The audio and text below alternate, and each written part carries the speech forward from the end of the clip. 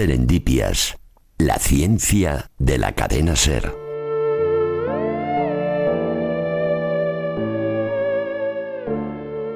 Hace unos 135 años llegaron los primeros indicios de que el universo no estaba lleno de una sustancia sin masa e infinitamente fluida, a través de la que se propagaban las ondas de luz. Aquel sueño de los griegos empezaba a agonizar, y hace ahora un siglo que lo descartamos por completo. El éter luminífero jamás había existido.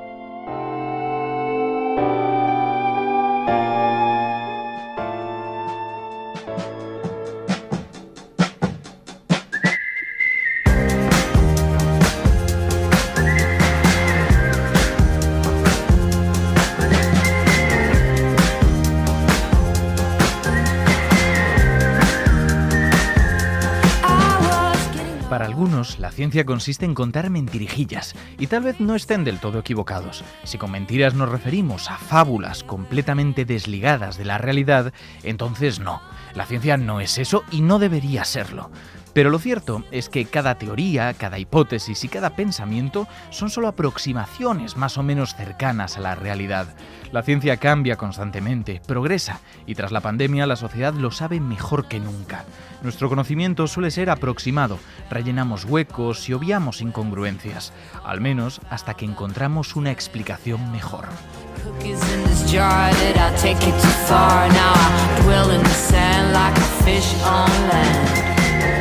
Porque la gravedad de Newton estaba bien, funcionaba en nuestra escala, no era exactamente una mentira, pero la forma en la que la comprendió Einstein ha resultado mucho más precisa, sin ser tampoco perfecta.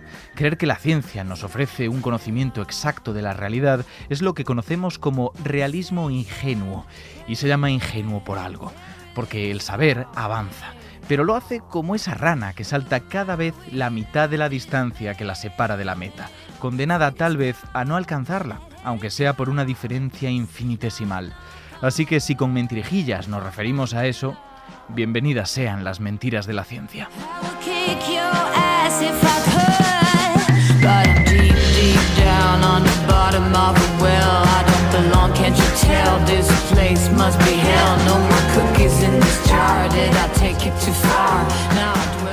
Y ya que hablamos de mentiras, qué mejor forma de empezar este programa que hablando de la mentira suprema de la literatura y de esa sección que nos la trae cada uno de los programas. Laura Toribio, en la Biblioteca Sublimada, ¿qué tal? Pues muy bien y con muchas ganas. A pesar de que haya dicho que la literatura es una mentirijilla. Sí, bueno, es que es mentirijilla, es creatividad, pero sí, tiene mucho de mentirijilla. De las buenas, ¿no? De las buenas, igual que la ciencia, ¿eh? Porque es verdad que estamos hablando de mentiras de la ciencia, pero tú bien has dicho que hay que entrecomillarlo. Porque tú imagínate que la ciencia solo pudiera decir aquellas cosas de las que está sumamente seguro que son ciertas. O sea, 100% cierto. Sí, no puede decir nada más. Pues si solo pudiera decir eso, ocurrirían cosas como la siguiente. Tú no puedes mentir. Cuéntame, marioneta, ¿dónde está Shrek? La verdad es que no sé dónde no está. ¿Significa que no sabes dónde está Shrek? No incurriríamos en inexactitud al suponer que yo no podría no decir que eso es o no es casi en parte incorrecto. Luego sabes dónde está. Todo lo contrario. Es posible que en cierto modo no me vea en disposición de negar la idea de que bajo ningún concepto y con toda su carga de incertidumbre yo pueda ¡Basta! o no saber dónde no está Shrek con toda probabilidad. Eso siempre que no esté donde no está. Incluso si no estuviera donde yo creo que no está, eso significaría que yo no supiera dónde está con seguridad. ¡Ya no aguanto más! No aguantas más y no aguantamos más ninguno. Yo casi me río, ¿eh? Claro, a ver, efectivamente sería muy insoportable un programa de divulgación que intentara hablar con este nivel de precisión meridiana. Para no decir nada. Claro, para porque no estás todo el decir. rato perdido en no decir ninguna mentira, entonces no avanzas nada. Y es que es cierto que necesitamos este tipo de mentiras, y todo esto de mentiras entrecomillado para ir avanzando en la ciencia. Claro, una pequeña confianza de que tu interpretación no sea completamente errónea, porque tienes motivos para creer en ella, aunque Claro. no una certeza absoluta. Claro, te voy a poner algunos ejemplos. Cuando empezamos a pensar cómo se comportaba el universo, teníamos el modelo geocéntrico, en el que la Tierra era el centro del universo. De acuerdo, estaba allí. Estabas allí, Estaba ¿no? Tú lo viste. Lo vi. Entonces, todo giraba alrededor de la Tierra, incluido el Sol. Pero bueno, empezó a haber algunas voces que no estaban muy de acuerdo con ello en torno al siglo III a.C., pero tuvimos que esperar al Renacimiento para que llegara un modelo que empezó la gente a a que le cuajara más, ¿no? Y que es el modelo heliocéntrico, que dice que es el Sol el centro del universo. Pero ¿es este modelo correcto? Hombre, ahora diríamos que no. Claro, es que no lo es, porque el Sol no es el centro del universo, es el centro del sistema solar. Pero sí que hay una diferencia entre el modelo geocéntrico y el heliocéntrico, y es que en este último nos hemos acercado un poquito más a la verdad. Y es que la ciencia, podríamos decir, utilizando una analogía matemática, que se acerca de manera asintótica a la verdad. Es decir, cada vez estamos más cerca de ella, pero no llegamos a tocarla. Pero llega un momento en que la diferencia entre la verdad y lo que nosotros conocemos es pequeñísima, casi nula. Claro, es como esta rana que decíamos en la introducción, que siempre recorre la mitad de la distancia que le queda para llegar a la meta. La mitad de la mitad de la mitad. Y cada vez, claro, cada vez está más cerca, pero nunca llega. Siempre le queda una mitad de algo, aunque sea sumamente pequeño. Y es que tenemos que entender que la ciencia tiene algo de provisional. La ciencia explica la realidad que ve con las evidencias que tiene, lo hace lo mejor posible en el momento temporal histórico que le corresponde. Y que además, ojo, funciona para que construyamos cosas en ese momento presente. No es un bueno, nos estamos acercando a la verdad, pero seguimos muy lejos, ¿no? Algo estaremos haciendo bien. Claro, algo estamos haciendo bien. Entonces, no sé si te acuerdas que estas secciones de literatura te he traído un fragmento de la novela de Orwell, 1984.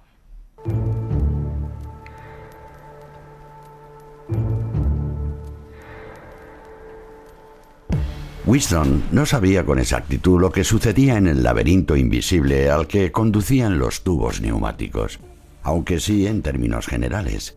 En cuanto se reunían y cotejaban todas las correcciones consideradas necesarias en un ejemplar concreto del Times, volvía a imprimirse el periódico. Se destruía la copia original y se incluía la copia corregida en los archivos. Este proceso de alteración continua se aplicaba no solo a los periódicos, sino también a los libros, las revistas, los panfletos, los carteles, los folletos, las películas, las bandas sonoras, los dibujos animados, las fotografías y a cualquier tipo de literatura o documentación que pudiera tener el menor significado político o ideológico. Día a día y casi minuto a minuto se iba actualizando el pasado.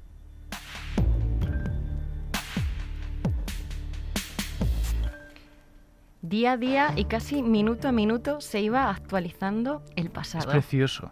Es que es una frase maravillosa. El protagonista de esta historia trabaja en el Ministerio de la Verdad y lo que se encargan es de modificar todo el rato las noticias de carácter político para que siempre lo que se ha dicho en el pasado sea cierto. Yo creo que los científicos, no en el ámbito político, trabajamos en el Ministerio de la Verdad. Son afirmaciones controvertidas. Sí, son afirmaciones controvertidas, a ver, pero te lo voy a explicar. Más allá de todas las áreas de conocimiento que hay, podemos dividirlas en tres grupos. Aquellos científicos que se encargan del presente, es decir, entienden cómo funciona el ADN, cómo funciona la fotosíntesis y cada vez que van haciendo investigaciones y descubren algo nuevo, actualizan el presente. ¿No? Vale. Actualizan lo que sabemos. Luego hay otro grupo de investigadores que se encargan de predecir el futuro, ¿vale? Nos dicen qué tiempo va a hacer mañana, cuándo va a ocurrir un terremoto y cada vez esas predicciones son más exactas. De hecho, la gente lo comenta por la calle y son más exactas porque sus investigaciones le llevan a actualizar sus modelos y actualizan, si es posible, de alguna manera el futuro. ¿Vale? Podría ser, por ejemplo, predecir el tiempo que va a hacer mañana o cambios climáticos a largo plazo. Eso es. Vale. Y luego está un grupo tercero, en los que me incluyo, que lo que hacemos es inferir el pasado, intentar entender qué ocurrió en un momento temporal en el que no estábamos y con las investigaciones que vamos conociendo vamos actualizando ese pasado que decía Orwell. Minuto a minuto. No minuto a minuto, es demasiado rápido, quizás lo hacemos mucho más lento, pero sí actualizamos el pasado. Y quiero poner un ejemplo para que lo entendamos.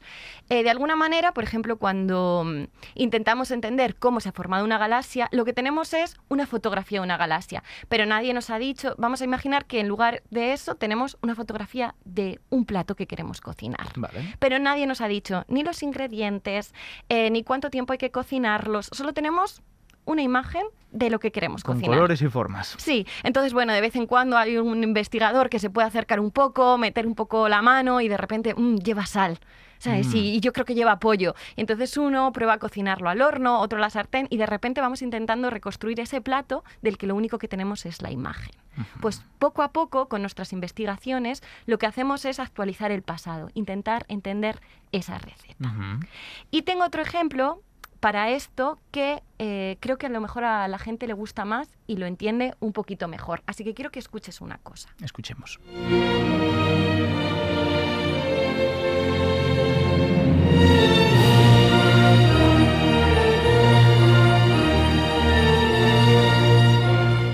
Has puesto un Parque Jurásico.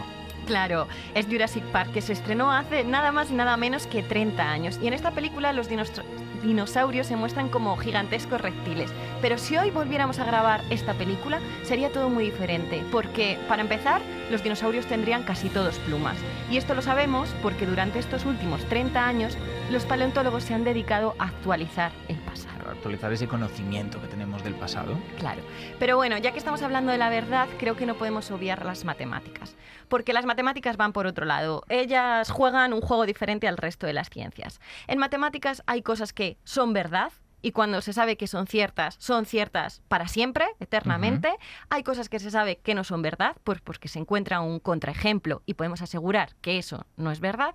Y luego hay cosas que se sospecha que son verdad, pero no se tiene la certeza de que lo son. Y eso los matemáticos le ponen un nombre y es conjetura, ¿no? Es como, nos parece que sí, funciona siempre, pero no tenemos la certeza. No lo hemos demostrado con seguridad. Eso es, la palabra es no lo hemos demostrado. Y fíjate si está valorada bien en las matemáticas la verdad, que existen unos problemas que se llaman los problemas del milenio, que son 7 problemas abiertos que aún no tienen esa demostración, y si hay alguien que es capaz de encontrar la solución de alguno de ellos, se le da $1 millón.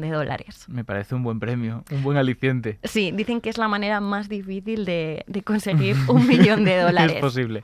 Y es que yo creo que alcanzar la verdad, científicamente hablando, es complicado. Es un camino largo, meticuloso y en el que cometemos errores. Pero la diversión también está en esa manera en la que nos acercamos a la verdad. Pues es verdad, sí, totalmente de acuerdo. Y fíjate, voy a decirte una cosa porque no tenemos más tiempo para la sección, pero quiero rascar unos segundos para hacer tu trabajo. Porque normalmente tú traes la literatura, hoy la voy a traer yo y en forma de película que adapta un libro. Vamos a traer El Gran Gatsby para cerrar con un momento, que son las últimas líneas del libro, que a mí me recuerda muchísimo a todo lo que se ha estado contando. Laura, muchísimas gracias y hasta la semana que viene. A ti. Había llegado tan lejos y su sueño debió de parecerle tan cercano que creyó tocarlo con los dedos.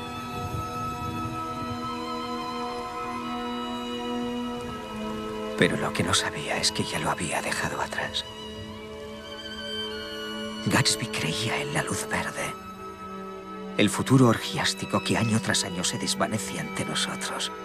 Se nos escapa ahora, pero no importa. Mañana correremos más rápido. Alargaremos más los brazos. Y una buena mañana. Y así seguimos navegando. Barcos a contracorriente. Devueltos sin cesar al pasado.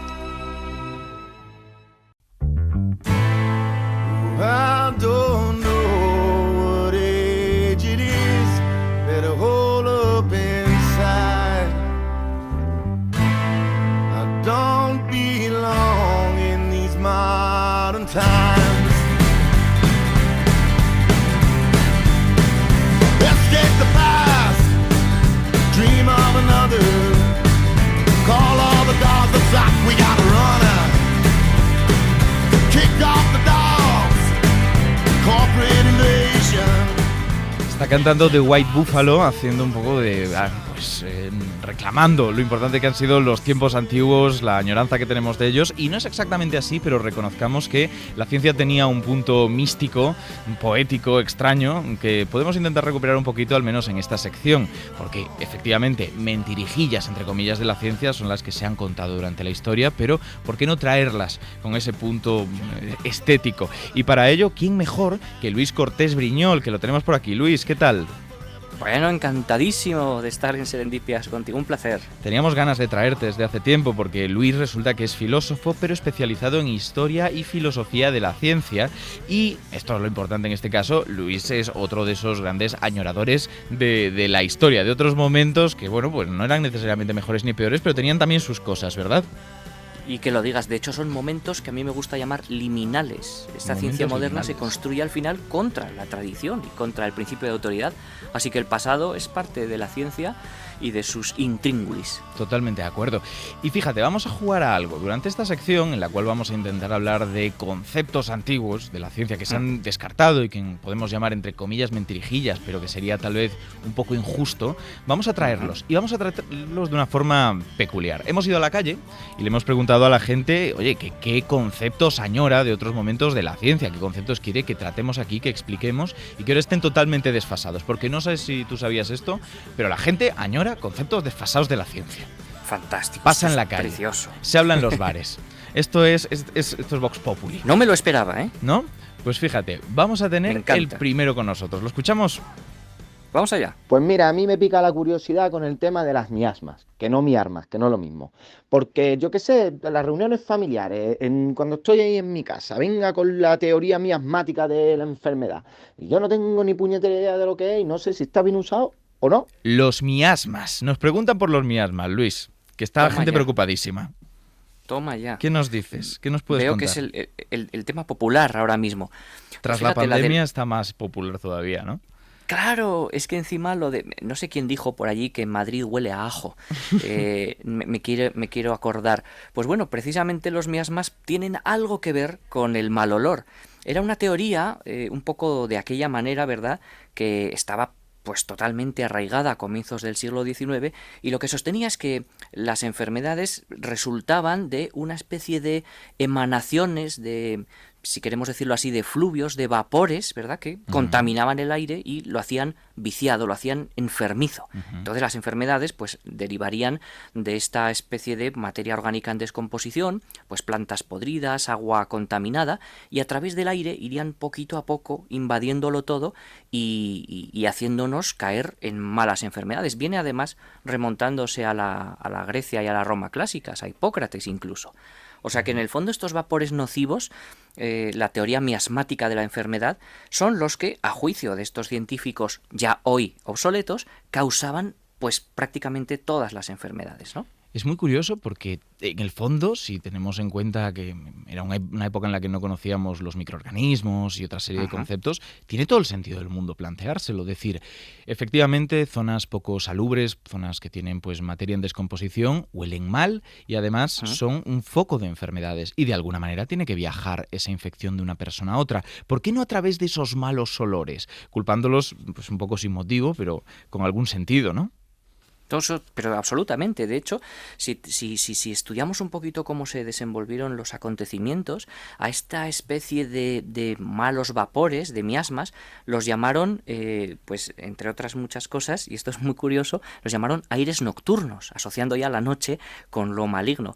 Y de alguna forma, tú muy bien lo has señalado, todavía a mediados del siglo XIX no estaban desarrolladas las teorías científicas que van a reemplazar a los miasmas por los microbios, ¿verdad?, por los microorganismos, por los gérmenes. Ahí tenemos a Pasteur, entre otros tantos investigadores, que van a apuntar en otra dirección. No son los vapores los que irradian las enfermedades, sino que son pequeños seres vivos, diminutos, gérmenes, que están produciendo los contagios de persona a persona. Pero es que lo curioso de todo, Crespo, y esto es lo interesante, es que al final sucede que la forma de abordar en la práctica algún tipo de medida, entendemos que de pues salud pública, para intentar erradicar las enfermedades, dio en la clave.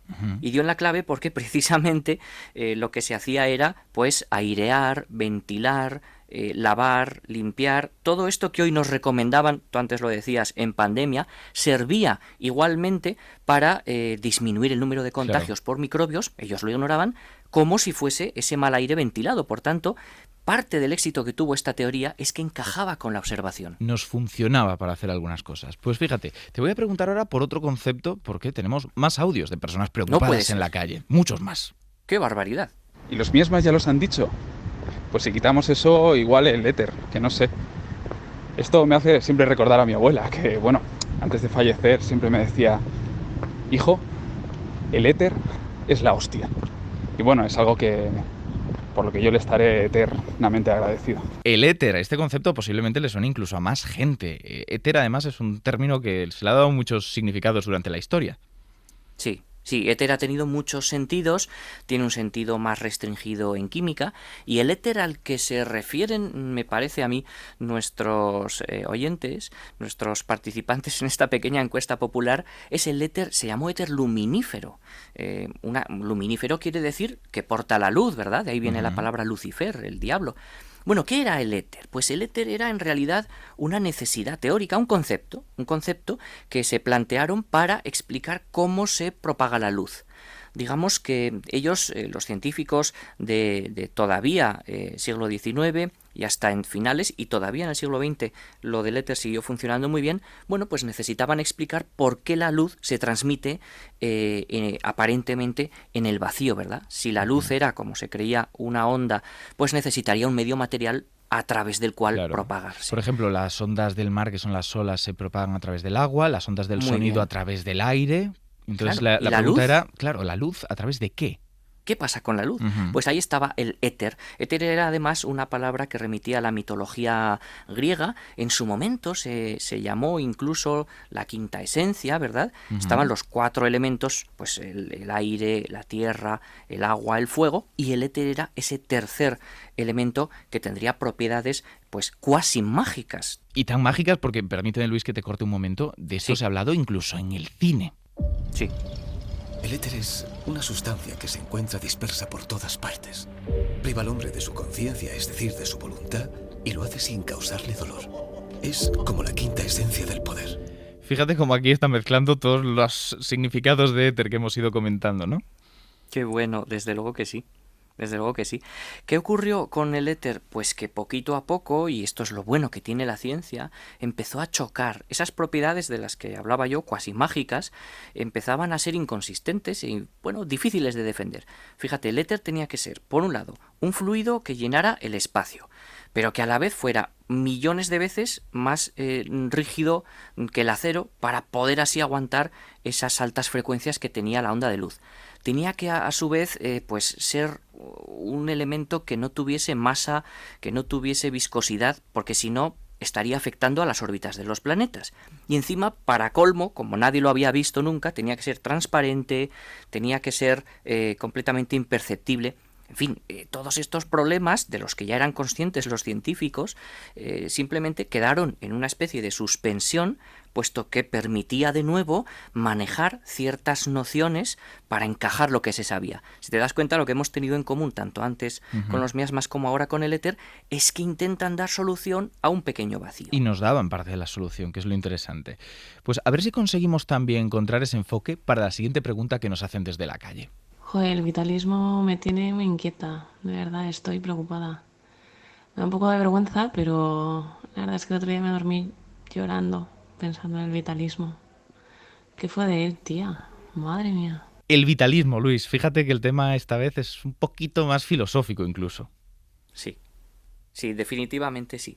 Al final el vitalismo se puede remontar al origen de las primeras filosofías y sabidurías orientales antiguas y de nuestra tradición, la occidental, la griega. Intenta, en el ámbito, digamos, propiamente científico, el vitalismo a lo que apelaba es a que, por resumirlo mucho, los organismos vivos lo que tienen es otra fuerza o impulso vital distinta, de ahí lo de vitalismo, a la materia que hoy llamamos inerte. Es decir, no funcionan con las mismas leyes físicas ni químicas que el resto de los componentes del mundo. Hay una fuerza vital, un élan vital llamaban los franceses, un alma, un espíritu que impulsa a esa materia y la transforma en materia viva. Era una forma de explicar cómo la vida biológica se distingue de la vida no biológica, en el sentido de que vida no biológica era lo que podía tener un movimiento, ¿no? Aristóteles hablaba del movimiento, pero había movimiento sin vida y movimiento vivo. Entonces, claro, el vitalismo se va enfrentando poco a poco a otras corrientes, las mecanicistas, las cartesianas, que a lo largo del siglo XVII, XVIII, etcétera, van a referirse a que las leyes físicas y químicas tienen que ser las mismas para todos. Y esto era difícil de encajar.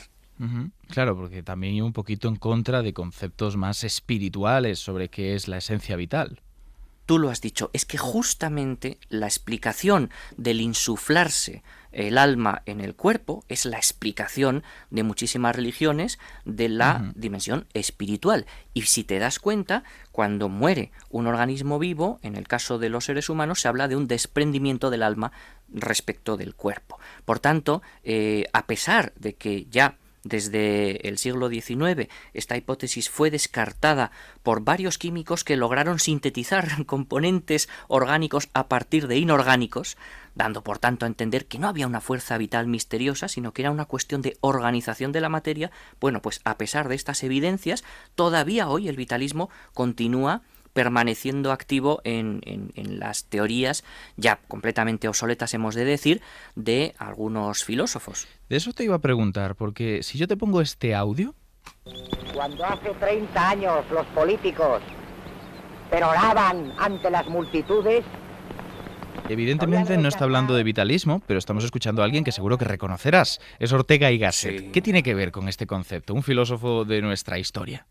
Sí, pues fíjate, Ortega, efectivamente, un gran orador, además, era espectacular, según sus coetáneos, escucharlo. Bueno, lo que intenta hacer Ortega realmente no tiene tanto que ver con el impulso vital en su sentido científico.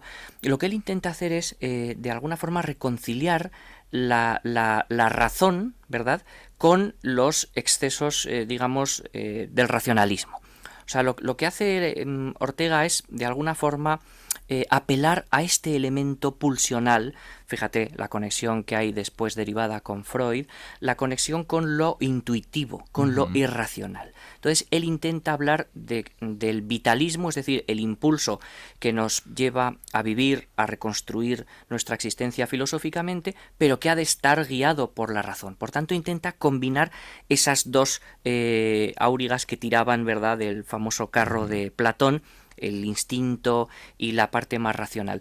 No está relacionado directamente con el vitalismo en su sentido científico, pero sí que nos habla de una especie de dualidad.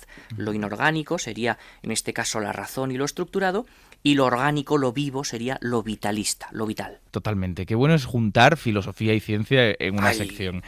Voy a hacerte una última propuesta. He dejado para el final, en esta lista de conceptos desfasados, mi favorito. No sé si para ti será tu favorito, pero seguro que ocupa un lugar especial en tu corazón y parece ser que en el de muchos transeúntes. Pues la verdad es que yo siempre he sido muy flojito. Desde pequeñita tope con la ficción.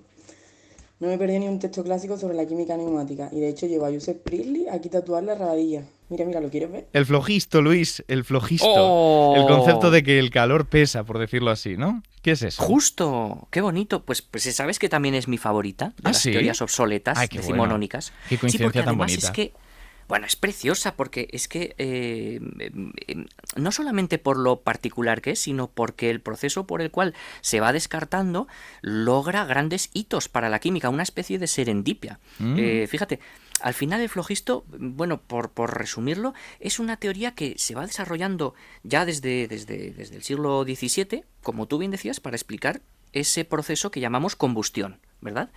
Entonces, como no se podía explicar qué ocurre con los cuerpos que se queman y con el peso que queda con ellos y los resultados de esta combustión, se les ocurrió, insisto, no de forma gratuita, sino haciendo sus pequeñas inferencias, que el flojisto tenía que ser una especie de sustancia, de nuevo misteriosa, sin color, sin olor, sin sabor, que no se podía medir, pero que sí que formaba parte de los cuerpos combustibles. Al quemarse, ese flojisto misterioso pasaría al aire y la sustancia, digamos, aparecería en toda su esencia. Hay un médico, además, que fue médico del rey de Prusia, Georg Stahl, que fue alquímico alemán, que es el que plantea por primera vez esa distinción entre el cuerpo que se quema y el cuerpo incandescente que no deriva en flojisto. Es un poco complicado de explicar, pero en el fondo lo que intentan hacer ver es cómo algunos metales al quemarse ganaban peso. Esto era el asunto. Pero claro, en teoría esto parecía contradecirse con la teoría del flogisto, porque estaban perdiendo flogisto. ¿Cómo podía ser que algo gane peso si pierde materia, sustancia? Aquí había una dificultad de nuevo irreconciliable, ¿no? Ese aumento de peso, ¿cómo podía casar con la liberación de algo durante la combustión? Y esto es, por lo que también me encanta esta teoría obsoleta que podríamos llamar así, es cuando entra Lavoisier, el famosísimo químico francés, y demuestra que la combustión requiere oxígeno. ¿Y qué es esta molécula, la de oxígeno, la que se gana o se pierde en dichos procesos y no el flogisto misterioso que en realidad nunca existió como tal? Es maravilloso esta conclusión, porque ese nunca existió como tal no quita que en algún momento les valiera para hacer alguna predicción, como decimos siempre. Así que, oye Luis, ha sido un placer tenerte. Nos encantaría volverte a tener en algún momento. Fantástico, yo dispuestísimo para lo que queráis. Para cualquier cosa. Pero a lo que sea. Para una colaboración, por ejemplo. Yo vengo al... Bueno. No me tientes. Te lo estoy proponiendo de verdad aquí. No me tientes en porque vivo y directo. Como sea cierto, vengo a pecho descubierto. Yo a Serendipias voy sin ningún tipo de duda. Venga, pues vamos a buscar algo. Vamos a buscar algo y colaboración. Luis, muchísimas gracias por estar con nosotros. A ti, Ignacio, y a todo el equipo de Serendipias. Un placer. Serendipias, con Ignacio Crespo.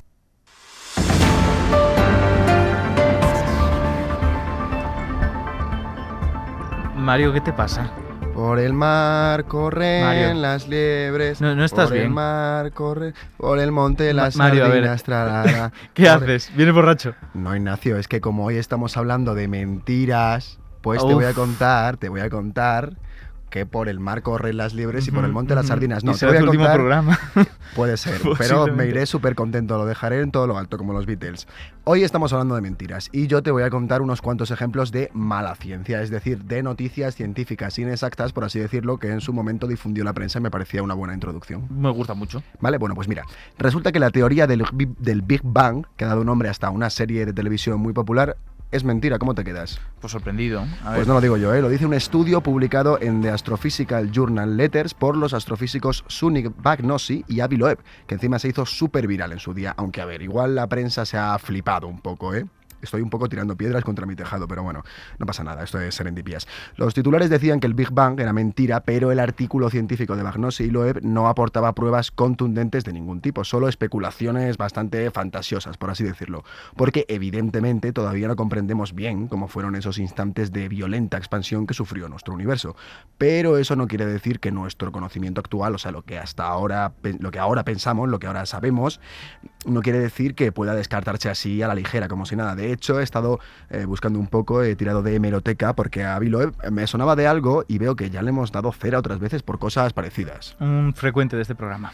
Un invitado asiduo. Podemos invitarla un día. Bueno. ¿Te parece? Pues puedes intentarlo si quieres, veamos lo que pasa. Tiraré de producción por ahí. ¿Qué más tienes, Mario? Pues agárrate porque traigo más. Resulta que se ha viralizado otro estudio y sugiere que el universo tiene 26.700 millones de años de antigüedad en lugar de los 13.800 millones que se pensaban hasta ahora. Es un trabajo de Rajendra Gupta en la publicación mensual de la Real Sociedad Astronómica y te lo explico rápidamente que tú no tienes ni puñetera idea. Sabemos la edad del universo gracias a una movida llamada corrimiento al rojo. Esto consiste en lo siguiente: la velocidad a la que se aleja un objeto hace que su luz se vuelva más rojiza hasta hacerse incluso invisible para el ojo humano. Así podemos deducir la velocidad a la que se alejan las galaxias de nosotros y por tanto estimar la edad del universo, porque sabemos que se está expandiendo aceleradamente y eso está bastante bien, aunque durante un tiempo parecía no encajar con lo que nos decían las estrellas y algunas galaxias más lejanas, pero descubrimos que era un error de calibración del telescopio, fíjate tú. Ya. Un tema de taller. Algo ¿sabes? menor. De chapa y pintura, ¿no? Que estaba... La junta de la trócola. El becario le había dado así con el codo al telescopio y fíjate, y la que lió el becario. Y para Gupta no debe estar tan cerrada la cosa porque lo ha reabierto sin ningún motivo aparente, por si fuera poco... aceptando dos especulaciones ya refutadas. Vamos, un sinsentido que se ha llevado la bronca de toda la comunidad de cosmólogos. Digamos que Rajendra Gupta no es una persona muy popular, no le invitan a la escena de cosmólogos. Pero a Serendipias la quieres traer también. podemos hacer un debate, la tertulia, el próximo programa, con Avi Loeb y Rajendra Gupta. Me gusta mucho la idea, ¿eh? Y bueno, si que os queréis pegar luego, como os peguéis los científicos, pues estupendo. Me lo voy a apuntar. Pero muy buenos ejemplos, la verdad, de que a veces la ciencia se equivoca de verdad. A veces son mentirijillas de vamos acercándonos a verdad y otras son mentiras. A veces se lía parda. Y hay que distinguirlas. Así que, Mario, muchas gracias. Muchas gracias a ti, Ignacio. Hasta la próxima. Come gather round, people, wherever you roam, and admit that the waters around you have grown, and accept it that soon La contrabiografía to the bone. con Pablo Fernández. If your time to you is worth saving, then you better start swimming or you'll sink like a stone. Hemos estado hablando de mentiras de la ciencia, de mentiras muy recientes, pero en realidad las mentiras de la ciencia son más cuanto más atrás vamos en el tiempo, o al menos mejor las reconocemos. Y para traer a alguien que, bueno, desde luego cometió muchas mentiras, ¿quién mejor que Pablo? Pero no porque él las haya cometido, sino porque nos habla de esta gente del pasado. Pablo, ¿qué tal? Muy bien, muy contento de que hayas hecho esa aclaración de que no soy el que las ha cometido. No, si tú mintieras no volverías por este programa jamás, está claro, el rigor... Efectivamente. El rigor es fundamental, pero nos traes personas que, aunque tenemos en muy alta estima por haber hecho grandísimas aportaciones a la ciencia, eran humanos y han cometido errores. Y entiendo que en este caso nos has traído a un grande entre los grandes. Efectivamente, hoy vamos a hablar de una persona que la verdad es que de entrada no nos viene a la cabeza como científico, pero muchas veces, si buscamos su biografía, sí nos aparece como el primer científico. Y vamos a hablar de Aristóteles. Hombre, claro, la gente pensará filósofo, pero en realidad Aristóteles tenía mucha ciencia detrás. Efectivamente. Pues vamos a escuchar un poco sobre su vida.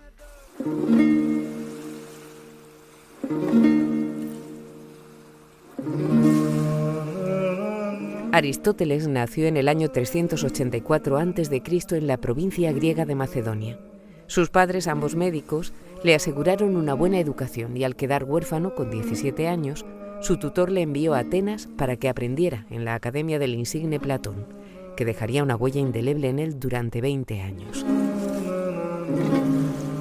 Al morir Platón, Aristóteles abandonó Atenas para fundar su propia escuela y la llamó Liceo, un lugar para la experimentación que se alejaba de las elucubraciones menos terrenales de su maestro. El renombre de Aristóteles creció y pronto se convirtió en tutor del mismísimo Alejandro Magno, al que pretendió convertir en un rey filósofo, aunque las conquistas del joven frustraron esos sueños. Aristóteles falleció un año después que su pupilo, durante un periodo de inestabilidad que sepultó su obra en Occidente durante casi 15 siglos. Hoy, su nombre resuena como el de una de las mentes más influyentes de la historia. Una de las mentes más influyentes de la historia y uno de los científicos más influyentes de la historia. Efectivamente. Hoy en día nos cuesta más pensar en Aristóteles como un científico porque lo estudiamos desde el prisma de la filosofía, pero el hecho es que la importancia que le dio a la experimentación cuando desarrolló su escuela y sobre todo a la anatomía comparada, es lo que hace que muchas veces le encontremos descrito como el primer científico. Porque fue un cambio. En vez de simplemente teorizar, llevaba las cosas a tierra. Eso es. Iba a decir se encargaba, pero más bien se preocupaba porque las elucubraciones que se hacían también tuvieran un reflejo en el mundo físico en el que nosotros vivimos, ¿no? Esto probablemente tenga influencia en el hecho de que sus padres eran médicos los dos. Entonces, el tema de toquetear por lo menos la parte de la anatomía humana sí que la tenía mucho más cercana. Claro, pero por ahora no nos has dicho nada malo, así que... No. ¿Qué tiene chungo Aristóteles? Pues la verdad es que como a nivel de biografía no te creas que tanto, porque en la biografía de Diógenes Laercio solo pone que era falto de hábitos ascéticos y que tenía inclinación a la burla. Y Platón se metía con él llamándole el lector porque prefería leer a dar lecciones orales. O sea que tampoco es una cosa gravísima. No, yo no me ofendería mucho si me dijeran eso, la verdad. No, así a priori no. Entonces, he pensado que como el programa es de mentiras de la ciencia, vamos a comentar algunas de las peores mentiras que dijo Aristóteles. Como, por ejemplo, es que se me ocurre, ¿no? Cuando comentó lo de que el cerebro refrigeraba la sangre en vez de pensar con él. Eso es. Esta probablemente sea, si no es, la más famosa, la más conocida de todas. Y en realidad tiene cierta lógica, porque si lo piensas no hay nada que te indique a ti que estás pensando con la cabeza, con el cerebro. De hecho, en lenguaje popular se sigue haciendo muchas referencias al corazón en lo que se refiere a sentimientos, que en realidad también son pensamientos. Por ejemplo, recordar viene de corazón. Mira, por ejemplo. Entonces, en ese sentido como que no era tan loco el asunto. Sin embargo, hay otras que sí que son más llamativas, como por ejemplo el hecho de la diferenciación tan grande que hacía entre hombres y mujeres, ¿no? Él hace como decía que todos los machos son superiores a las hembras, pero ojo, todavía superiores a los esclavos. Ostras, cancelamos a Aristóteles. Pues sí, un poquillo sí, porque de hecho la idea de un matrimonio igualitario le parecía una cosa completamente loca y fuera de lugar, y decía que era una cosa puramente de bárbaros. ¿Por qué los persas son tan crueles? Vamos, Nearco. Ese no es el tema de hoy, Nearco, pero es cierto que las razas orientales son bastante conocidas por su barbarie y su devoción esclava a los sentidos. El exceso suele llevar a la perdición de los hombres. Por eso los griegos somos superiores, practicamos el control sobre nuestros sentidos. La moderación. Eso espero. Pero vamos, que según él, el hombre tenía que ser como la parte activa de la procreación y la mujer era como la parte inerte. Y esto de ser esclavos de las pasiones y tal era una cosa que era puramente de bárbaros. Pero de todos modos, siendo un buscador de la objetividad, me sorprende que llevara a este punto, ¿no? Sí, bueno, también te digo que como buscador de la objetividad también se le pasó por alto el hecho de que los hombres y las mujeres tienen el mismo número de dientes, porque él decía que por alguna razón en humanos, cabras y ovejas los machos tienen más dientes que las hembras. Entiendo que igual le fue difícil encontrar a un griego de la época que hubiera conservado toda la dentadura. Bueno, sí, pero pues no lo había pensado así, pero efectivamente puede que esto tenga... Pero bueno, hay niños pequeños, podría haber contado eso. Sí. De todas formas, Aristóteles dijo muchísimas cosas, no te creas que solo estas, ¿eh? Que hay una canción del arcipreste de Hita que Paco Ibáñez, un poema del arcipreste de Hita que Paco Ibáñez convirtió en canción que va precisamente de esto. Aristóteles lo dijo y es cosa verdadera, que el hombre por dos cosas se mueve: la primera por el sustentamiento, que la segunda era por haber juntamiento con hembra placentera. Bueno, vamos a bajar el sonido de esto antes de que diga más barbaridades. El caso, ¿qué más tenemos de Aristóteles? Porque hasta ahora hemos acumulado unas cuantas cosas cancelables, como hemos dicho, pero entiendo que no son todas. No, hay una que a mí me hace mucha gracia porque me hace pensar un poco en los humanos como tortugas, porque tú sabes que hay algunas tortugas que en función de la temperatura a la que están los huevos después de desovar, pueden ser machos o hembras, sí, ¿no? Al eclosionar. Pues él decía que, que el hombre, si tenía un esperma lo suficientemente caliente para compensar la menstruación fría de la mujer, vale, si lo vencía, salía un varón, y si no, pues salía una mujer. De acuerdo. De nuevo, no sé muy bien qué experimentación ha hecho para esto, pero en fin, como has dicho esto de la menstruación, casi mejor cerramos la sección y vamos dando paso a Moure. Muchas gracias, Pablo. Nada, muchas gracias a ti. No, Alejandro. Solo la gente vulgar cree esas patrañas, igual que creen cualquier cosa. Precisamente estamos aquí para educarnos en contra de tan alocadas pasiones. Moure oye voces.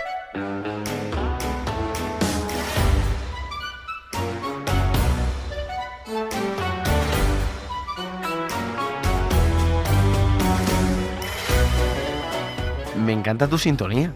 Hoy está, no se ve, pero he hecho voguing durante la sintonía, que no pegaba nada, pero molaba un poco, ¿verdad? Yo acabo de aprender lo que es el voguing, ¿has dicho? Es, joder, lo que hacía Madonna en el videoclip de Vogue. Es que no tienes cultura de divas. No tengo cultura de divas, pero en vez de hacer voguing, haz tu trabajo y vale, dinos qué sí. preguntas has traído. Bueno, pues he traído preguntas relacionadas con mentiras, porque obviamente en la ciencia hay muchas mentiras, como la de que si te desenroscas el ombligo se te cae el culo, o que esto me decían a mí de pequeño, que si te tragabas los chicles, cuando te tirases pedos, echabas globitos.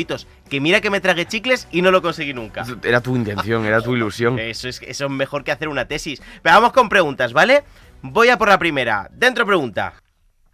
Hola Maure, hola amigos. Hola. Oye, soy Alfonso Cardenal y estaba el otro día con un amigo y teníamos un debate. Nos habíamos zampado un cachopo enorme y teníamos que ver la discusión sobre cuánto tiempo teníamos que hacer la digestión.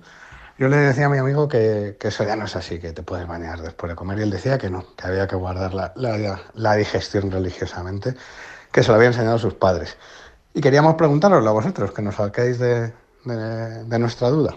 La ciencia es lo único que puede dudar de los padres, ¿no? Sí. Pero me encanta esta pregunta. ¿Cuánto hay que esperar para bañarte después de comerte un cachopo? Que ya dices, ya échate la siesta en un sofá o cómete de merienda una fabada. Bueno, Ignacio, es obvio, todo el mundo sabe que después de comer, antes de bañarse hay que esperar 2 horitas, porque si no, ¿qué pasa? Corte de digestión. Pues ¿Y esto eso está es... mal? ¿Te mata? ¡Pues esto es mentira! Vaya. El corte de digestión es una mentira. Bueno, a ver, es una mentira con matices. ¿Por qué? Porque es cierto que si tú te metes en agua fría, puedes tener un problema, puedes tener lo que se llama una hidrocución. Como electrocución, ¿vale? Morirte por electricidad, pues hidrocución. Pero esto sí te mata. Esto te puede matar, Claro. exacto. Pero ¿Qué es? no es por un corte digestivo. Y te voy a explicar cómo funciona. Lo que sucede en la hidrocución es que, a ver, tú cuando... Tú estás, yo qué sé, tomando el sol, estás en el exterior y hace mucho calor porque estás tomando el sol o has hecho deporte. Entonces, ¿qué pasa? Cuando tu cuerpo se calienta, tú sufres un proceso de vasodilatación, es decir, los vasos sanguíneos pues que están más cerca de tu piel, que están más hacia el exterior del cuerpo, se dilatan para que tú disipes calor a través de tu piel. ¿Qué sucede? Que en el momento que entras en agua fría de golpe, sobre todo si es agua por debajo de 18 grados, sucede lo contrario. Esos vasos sanguíneos se contraen de golpe para mantener el calor en el cuerpo y al contraerse tan de golpe puede bajar tu presión arterial bruscamente y que tengas una parada respiratoria, puede pararse el corazón o en casos más leves, pues simplemente puede disminuir el flujo de oxígeno al cerebro y que te desmayes. Pero claro, desmayarse en el agua... Sí, no está bien. No está muy bien. Pero esto, ¿qué tiene que ver con el cachopo? ¿Qué tiene que ver? Pues que en casos más leves y más habitualmente lo que puede suceder con una hidrocución es que tengas náuseas o vómitos. Por eso probablemente la gente durante mucho tiempo ha relacionado la hidrocución con la digestión. Pero en realidad no tiene nada que ver. Si tú quieres meterte en agua fría, da igual que hayas comido que no. Aunque sea una manzanilla, me puede pasar. Sí. Hay que meterse siempre poquito a poco, pues como hacen los abuelitos que se salpican los brazos, la barriga y tal. Y nada de salpicar a la gente ni tirar gente al agua, que eso es una machirulada de gente que tiene el cerebro poseído por el Brumel y el esmegma. Nada de nada. De verdad, la primera mitad de tus rage está muy bien, ¿no? El Brumel. Y luego ya tienes que pasar a tus cosas. Bueno, aquí he metido crítica al patriarcado. Eso está fantástico, eso siempre. ¿Qué otra crítica tienes? Venga, vamos a por la siguiente pregunta que también puede que tenga que ver con alguna mentira en la ciencia. Vamos a por ella. Hola, Maure. Soy Neo. Mi madre dice que si como dulces me pongo nervioso. Y no es verdad. ¿Se lo puedes decir tú? Gracias. Díselo, Maure, díselo. Que Bueno, pueda comer dulces todo lo que quiera. Vamos a ver. Es que todo el mundo sabe que los niños con los dulces se ponen como gremlins, ¿no? Pues no, esto también es mentira, porque no existe ninguna evidencia científica de que el azúcar produzca hiperactividad en los niños. Y se ha estudiado, ¿eh? Se ha intentado encontrar, ¿no? Sí, se ha intentado encontrar y nada de nada. ¿Qué sucede? Pues que normalmente los momentos en los que los niños se ponen morados a dulces, pues son fiestas infantiles, Claro. cumpleaños, fiestas en el cole, momentos en los que los niños están hiperexcitados, es decir, no les excitan las chocolatinas ni las gominolas, les excita estar 4 horas jugando, haciendo el mogli, metiendo gusanitos en la Coca-Cola, poniéndole la cola a un burro o pegándole leches a una piñata, por eso están hiperactivos. Lo que sí que se ha investigado, ojo, es que hay un efecto de sugestión en los padres. Sí, porque en investigaciones se ha visto que los padres que tienen la creencia de que el azúcar vuelve hiperactivos a sus hijos tienen más probabilidades de decir que sus hijos están hiperactivos cuando creen que han consumido azúcar. Se sugestionan a sí mismos, Sí, es como sí. un efecto placebo. Es un placebo. Mira, en un estudio se pidió a los padres que evaluaran la hiperactividad de sus hijos después de consumir una bebida con azúcar y todos decían que estaban más hiperactivos. Lo que ellos no sabían es que en realidad la bebida no tenía azúcar. Bueno, qué pillos, ¿no? Los científicos. Ah, que sí, más pillos que los niños esos. Totalmente. Así que yo creo que esto de que el azúcar pone hiperactivos a los niños, yo creo que es una conspiración de los padres para comerse las chuches de sus hijos, igual que el corte de digestión es una conspiración de padres y madres para poder echarse la siesta en la piscina sin tener que preocuparse de que los niños se estén ahogando en la piscina. Y esto no roza la conspiranoia en absoluto. Nada. De aquí a ponerme papel de plata en la cabeza, un pasito. Muchísimas gracias, Maure. Muchas gracias a ti.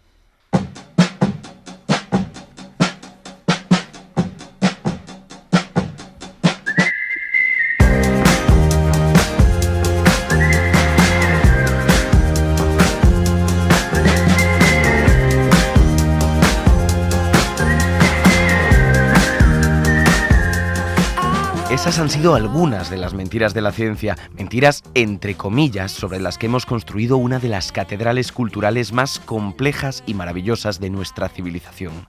Hubo un tiempo en que el flojisto fue un concepto útil y que fantasear con el éter nos ayudaba a predecir parte del mundo. Por suerte, con el tiempo hemos encontrado explicaciones que daban cuenta de un mayor porcentaje de la realidad y que, por si fuera poco, prescinden de algunas de esas fábulas en las que alguna vez creímos. Porque recordemos que, ante todo, gracias a las ciencias y a sus acertadas mentiras, logramos predecir el tiempo, trasplantar corazones, poner robots en Marte y editar nuevas formas de vida. Estén a 1 milímetro o a 1 micra de la realidad, una cosa está clara, y es que la buena ciencia, funcionar, funciona.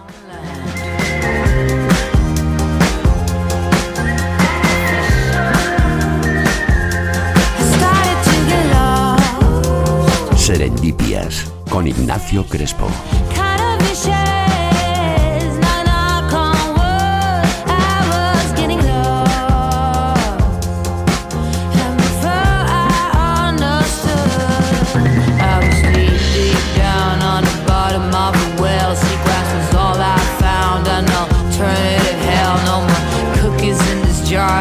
Take it too far, now I dwell in the sand like a fish on land.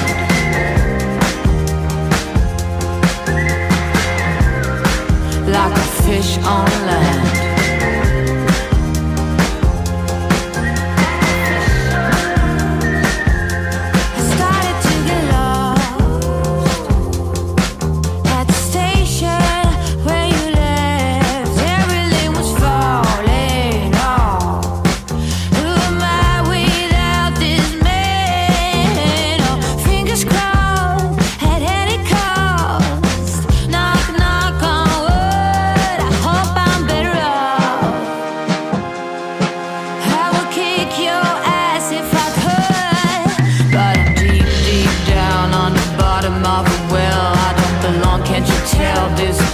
Must be hell, no more cookies in this jar. Did I take it too far? Now I dwell in the sand like a fish on land.